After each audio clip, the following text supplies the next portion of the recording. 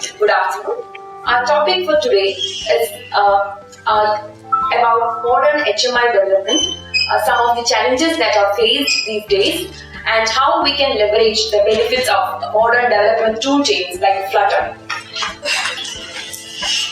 So let's discuss some of the major challenges that we face in modern HMI development.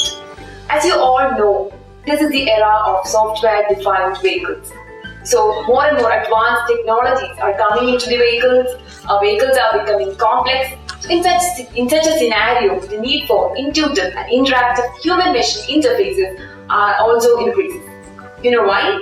Because the users get to interact with the complex features right from the infotainment unit to the advanced driver assistance features to their user interfaces. HMI sort of acts as a bridge between the user and the vehicle. So these days, a very large proportion of users even judge or evaluate the overall performance of their vehicle in terms of what they get out of their user interfaces. That's why the rising demand for sophisticated HMI is a big challenge in front of car makers and automakers. So cross-platform designs. So in the past, we had cars with just one or two displays, right? Just an instrument cluster and infotainment unit. But now it's the era of digital cockpits. Like we have more than one display in our cars. Like we have instrument cluster, infotainment units, head-up displays, even together combined as a digital cockpit. Then we even have rear seat infotainment units. So in such situations, the need for a cross-platform development without rising development costs is an important concern. So we need multi-platform displays that performs consistently across all these platforms. That's an important point of concern. So as I mentioned before, the users these days expect to get premium experience out of their vehicles. They expect their vehicle interfaces to be similar to their mobile phones. So vehicles have essentially become like a gadget. So the features like customization and personalization are something we are used to in other aspects of our life. For example, while accessing services like Netflix or Amazon, we get these features in hand. So there is no wonder the users are expecting these sort of features inside of their vehicles also. So we don't know up to what extent we need customization or personalization. That's a major challenge that has to be addressed. Now, incorporating all these complex features definitely makes the development process and the testing process a big challenge. If we don't have a proper foundation, if we don't follow certain default sensible practices during software development, the software is going to break when we add more and more features to it. There goes the next point, the quality and performance. So the software is going inside a vehicle. So quality and performance are two things that we can never compromise. Imagine you are driving your vehicle, you are trying to change some settings in your infotainment unit and you're not able to find the menu. Even after you find the menu, you're not able to make some change to it and it's not getting reflected instantly. How distracted you are going to be. So it's a matter of safety there. That's why I say quality and performance can never be compromised no matter how complicated the system gets. So with all the safety checks, all the user testing in place, time to market is another important factor. We don't have that much time to develop these complex features with proper quality and performance. Because go-to-market strategy should be within months, not within years. We have to keep up with the latest trends and technologies in this era of software-defined vehicles. So we don't say that just by using our modern development tool chain, we can fix all these problems for you. No, but tool chains like Flutter brings in certain benefits that helps us to navigate through these challenges. So as many of you might already know, Flutter is an open source framework provided by Google. It's widely used in building UI for web applications, mobile applications, desktop applications and all. So Flutter is fast. It's known for its good performance in constrained environments. It improves the developer productivity thanks to a lot of modern development features that Flutter offers. And flexibility is another important point. It allows the developers to control every pixel on the screen to create customized, adaptive designs that look and feel great on any screen. So as I mentioned, Flutter is flexible, it's platform agnostic, and the credit goes to its layered architecture. So the topmost layer is the Flutter's framework, the middle layer is the engine, and the bottommost one is the embedder. So the embedder is the platform specific layer. It connects with the underlying platform to get access to specific resources from the operating system, for example like the rendering services and all. And embedder is the only platform specific layer there. On top of which we have engine. Engine is a portable runtime. It provides implementation of Flutter's core API that is provided in the framework layer. And engine also has Dart, runtime and compile toolchain, which is useful when it comes to features like hot reload. And engine also takes care of graphic rendering, which has its own rendering engine. And the topmost layer is the framework. So the application developers don't have to worry about what's happening underneath in the engine and embedded layer. They get to interact only with the topmost layer, which is the framework layer. They make use of the foundational libraries and create their own applications. So why we chose Flutter? That would be the next big question you have. So there are a lot of advantages that can be leveraged in the world of automotive. So the first one being the features like hot reload and hot restart speeds up the entire development process. So these features enables the developers to view their code changes instantly on the embedded targets. Like you can think of the time and effort it saves. And my friend is going to give you a short demo of it. And the next point is regarding the performance and debugging tools that Flutter offers. So there are a lot of source level debugging tools, memory profiling tools that enables us to see the CPU usage that can help us capture the performance issues right from the start of the development itself. Then when it comes to tooling, language and extensions, Flutter is developed in Dart language similar to C++. So the learning curve is also less. When it comes to tooling and extensions, Flutter has inbuilt plugin managers called Pub. We can make use of plugins to get access to native features. If suppose some feature is not available as a plugin, we can also create custom plugins. That's also an easy task. When it comes to IDE support, as I said, Flutter is totally developer friendly. It provides support for various IDEs like IntelliJ, Visual Studio Code, Android Studio, Code Magic, and a lot of IDEs. As I mentioned before, Flutter has a cross-platform rendering engine which makes it portable across multiple platforms. For embedded, they also support access to native rendering engines. If at all we want to optimize the performance, we can make use of native rendering engines as well. Then the huge widget library is another non-advantage of Flutter. There are a lot of ready-to-use widgets and animations that we can make use of to create branded user interfaces.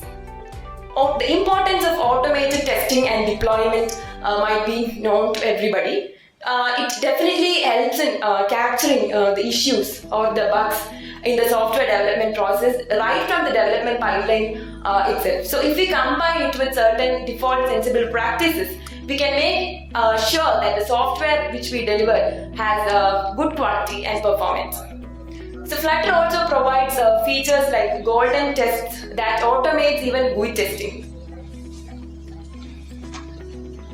So all the technical advantages which I listed before essentially translates into these business advantages like integration, flexibility and scalability. Like Flutter can be integrated to different platforms and it gives the flexibility to create branded user interfaces. It is scalable, like we can create a small application first and scale it to a larger application depending on our requirements. And as you say, the developer friendly tools and the testing and deployment pipeline that's present essentially translates to faster time to market with good quality of software. And rapid prototyping comes into advantage when the designers, suppose they want to do some experimentations with their designs. They don't need the hardware, they don't need to wait for the hardware. We can even test the designs on a web version of the Flutter application. As Flutter is platform agnostic, it is supported in a wide range of platforms. And it's a one-stop solution. We don't have to add any other additional software, or we don't have to get any additional tools or something to implement all this. Flutter by default in its framework has all of these features, and it definitely leads to helps in lowering the development cost. Next point is the available talent pool. We have a lot of mobile app developers out there who can contribute effectively to the world of automotive HMI with toolchains like Flutter. The learning curve is also less, as Flutter is having an open source community with a lot of developers contributing to it. Okay, enough of all this theory. So we have done a small POC by developing a Flutter application on an embedded device, and Raspberry Pi is the target which we have chosen. As you can see on the right hand side, that's the anatomy of an app. So in between the engine and the embedder, you have the embedder API, and that specifies the requirements to connect to the operating system. So what the embedder does is it implements the things that are mentioned by the embedder API. And embedder, as I mentioned before, is the only platform-specific layer in Flutter architecture. And so for our application, we have used Flutter Pi as the embedder. So it's a lightweight embedder specifically designed for Raspberry Pi. So Flutter offers a lot of embedders for common target platforms like mobile platforms like Android, iOS, desktop platforms like Windows, Linux, Mac. So we have used a customized version of the desktop embedder of Linux, but it is similar. For example, the Linux version may have features like window resizing and stuff, which we don't need in our embedded target. So that's why we went for the open source customized version of the embedder. So now my friend and colleague Harish will explain in detail about our POC. Hey people, this is Harish here. Thanks Sri for this wonderful topics that you explained before. Now you would have got an overall idea how the Flutter embedder or the Flutter can be used on embedded targets. I mean the layer architecture, what are we need to do, like the embedded API, the Flutter engine, etc. So now it's time to sit back and see our demo, where we use this demo to assert all the things that we said to you. So this is one such demo where we will be showcasing the hot reload feature of the Flutter. So here, as she was telling, we have used Raspberry Pi as an embedded target. We are using Android Studio for IDE, and whatever the changes that we wanted to develop, we use the hot reload feature and to effectively see the updates getting there in the real embedded target itself. So here you see the developer machine has the Flutter SDK where the Android Studio is running. We have the code base there, and that is connected to the Raspberry Pi via SSH. So Flutter has something called Flutter embedded custom devices for CLI. So we need to set up whatever the device that we are going to use as a custom device to its Flutter, and then it will automatically recognize that has one of the device which is attached to it, and we can do all the testing that we do for mobile and iOS developments can be done for the embedded target as well. So if you see the Raspberry Pi is attached to a 15-inch display, and we'll be showcasing the hot reload demo. So we have the 15 inches display. This is the sample instrument cluster that we did to showcase. Now I am changing a color in the IDE. So I am changing the border color to white, and with a single click I'm pressing the hot reload button, and if you see on the embedded Raspberry Pi target, the color is changed with a single click. And one more example is, if you see, I'm changing the speed of the speed text size from 100 to 250, and with a single click again, you see the size of the text and speed is increased. So it actually increases the developing experience, where instantly you will see the changes whatever you do on the embedded target without removing the state of the application. So it helps us faster development cycle, and also helps in increasing the feedback cycle with the clients. So that's one main feature where hot reload is kind of helping the Flutter to be in top with and other frameworks. Next video. Yeah, so one more showcase is the instrument cluster full demo, where we have tested all this. We have used all the testing frameworks that I will be explaining you in the next slides, and all this, the Flutter hard restore and the Flutter embedded everything on Raspberry Pi. So this is the demo setup that we done. We have autonomous driving car here. So we use AutoWare Auto, which is an open source autopilot. We use that to drive the car inside a campus. So that is, if you see, that is a simulator. Inside the simulator, we have a ThoughtWorks Coimbatore campus pre-built as a digital twin, and we are driving a car inside it and making it park autonomously. So what we have done is, we have connected the simulator to the real display, and we are getting the live updates from it.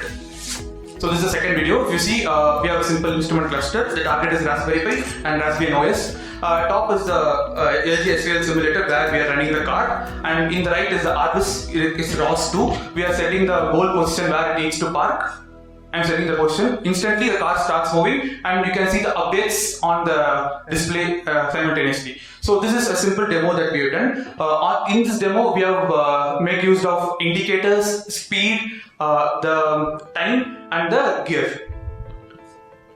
So AutoWare Auto is open source software for autonomous driving, where more people come together to build the autonomous driving and to make it more production friendly. If you see, while the car takes the reverse and parks, you can see the updates live on the real embedded target, which is Raspberry Pi. So this is the POC that we did, so that we kind of assert whatever things that we told to you is feasible and can be done for the real automotive HMIs. So now we have seen what we have done. Now I will explain you how we have done this. Okay, we are coming from ThoughtWorks. So ThoughtWorks is a service company where we are known for its quality development of software services to our clients. So how we develop that, how we do that, we can have a quick look of it. So we follow these code practices here, where we use trunk-based development, where we use in the main branch itself, we use all the development instead of making it in different branches, and we use TDD, which is test-driven development. We write all the tests for whatever the main code that we write, we will write all the tests for it so that it is automatically tested while we develop the code itself. So we have the code coverage where we check that all the code what we have written is covered. And third one is the pair development. We always follow pair development, like we used to develop with our pairs, so that we can increase the production and also to increase the quality of the code. And other features like security, we make sure that we have all the security set in our CLIs. Like for example, Talisman is one of the tools that from ThoughtWorks open source tool, which is a pre-commit loop which checks before you commit anything whether there is vulnerability or any passwords being committed. So all these kind of built to our software code practices. We call this a sensible default of ThoughtWorks. So we were trying to insert all these things inside the Flutter based HMI development, and that's how we'll be seeing the next. We also have automated pipeline, early and continuous deployment, and everything is built for production ready code. So why we are following all these things?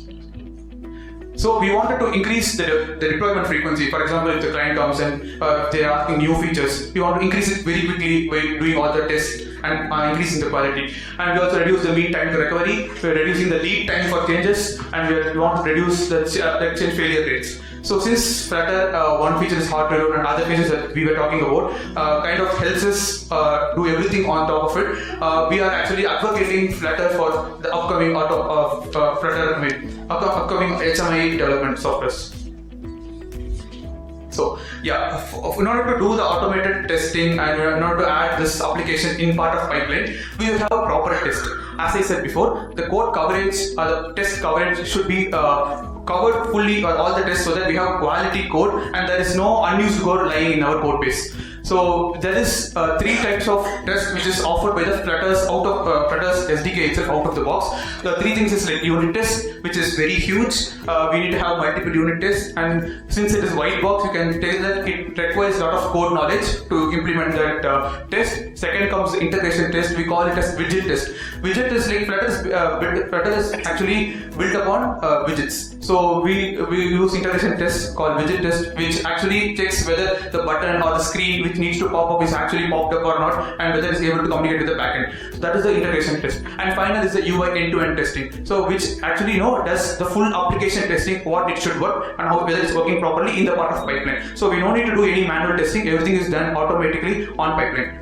So we make sure that these things are done as a part of our pipeline, and then we are trying to build our application. Yeah, so since automotive HMI comes into play, there should be some kind of hardware should be incorporated into the pipeline as well, not just the software, right? Because in cars we have different embedded hardware. So if you wanted to make production ready software, we need to test it in the real time hardware itself. And this hardware testing should also be done autonomously, not manually. So for that, we had a simple pipeline. We are kind of exploring and trying to add more jobs on top of it. In these jobs, we have 3 specific jobs that currently we are doing on the pipeline.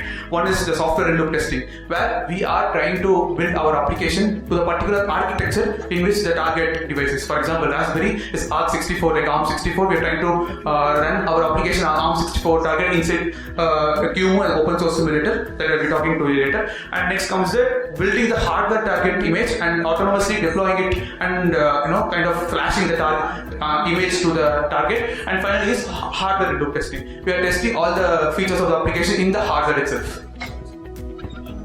So this is a basic, basic setup that we have done. So first we have the linting and the code coverage, all the steps that is done as a part of the pipeline using our Flutter SDK itself. And next comes the unit testing. As I said, like unit test has, kind of covers all the tests, all the functional code which is present in the main function. And next comes the basic integration testing, where we are testing the widget testing and all the end-to-end testing on the Linux software itself. Next comes the SIL. We are building a QEMU image. QEMU is an open source simulator. We are trying to build an image for particular architecture in which our embedded target is, and we're trying to test all the functions of end-to-end function testing on the QEMU. And next comes the hill setup. This is a basic hill setup that we were trying to use it for our application. Where if you see we use Circle CI as our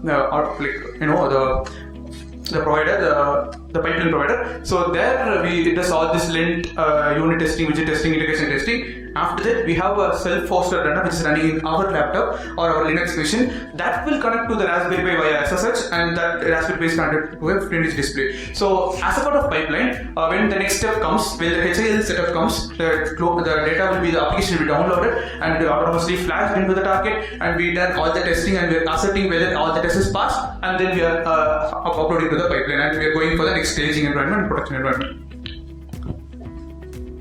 Okay, so these are the things that we have done so far. Like we have explored features of Flutter, we tried a POC, and we have experienced all. We have tried and see how this is working, whether it's easily scalable, whether how we can use other talents like other Android and iOS developers to build Flutter application in HMI, so that we can able to do very good quality HMI softwares. So on top of it, what are Flutters being currently in the industry? Whether people has already done, whether people is kind of adapting to the Flutter, is what this slide says. If you see here, we have automotive grade Linux. Automotive grade Linux is a kind of open source project which is developed by the automakers in order to create a standard, so that the automakers and the suppliers will come together, will produce a standard base for the connected vehicles and connected cars. So on top of the automotive grade Linux, there is a Flutter recipe. You would have heard about Yocto. So Yocto Linux is one which is used for building embedded, custom embedded OSs. So Toyota has come in and they felt that Flutter is kind of powerful and will be very good for their HMI, and they have promised Flutter to give open source contributions to the Flutter Flutter Yocto recipe. So Toyota actually contributing to a particular recipe called IVI home screen, that is in-vehicle infotainment home screen, through the Flutter. So if at all you wanted to create a custom application, you just need to use AGL, and on top of it you can use Toyota's IVI home screen. We can just have a Flutter application, Yocto recipe, build it, and we are ready with the production ready code or image. So that can be directly deployed onto a particular HMI application. And currently BMW also has said that we are trying to adopt to Flutter based framework in order to develop applications. Currently they are using the Flutter for their mobile application, and soon they are expected to do it for the HMI. These are the overall idea that for what currently the industry standards and how Flutter is kind of developing. Moving on to the conclusion. So I will tell the first point, like the kind of reiterating what we have done so far. Just a quick overview. First is like premium user experience. We are getting mobile, like day to day, whatever that we use in mobile, we are getting that premium mobile like experience in the HMI display or the automotive display.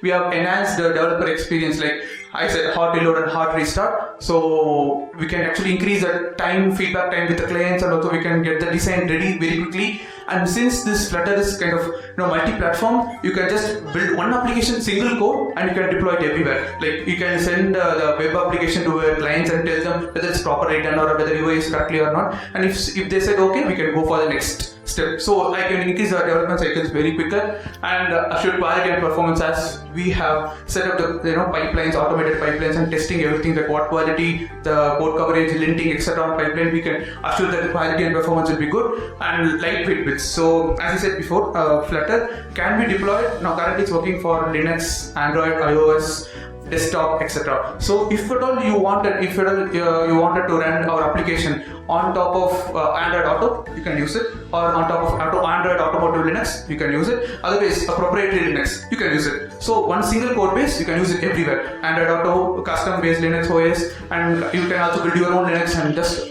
work on it. And then the software engineering practices that we follow, the sensible defaults, can also be applied to the Flutter, making it kind of good production ready for HMIs.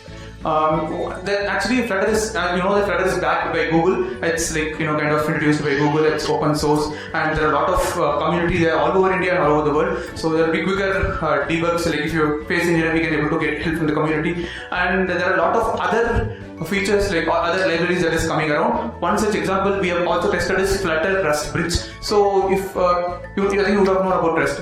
So Rust is the upcoming software development for automotive over C++, where Rust is kind of known for its memory safety while at the time of coding itself. So Flutter Rust Bridge is one of the libraries that we have explored, and it is pretty good. And there are multiple libraries coming out in the market. And that's about this. Thank you.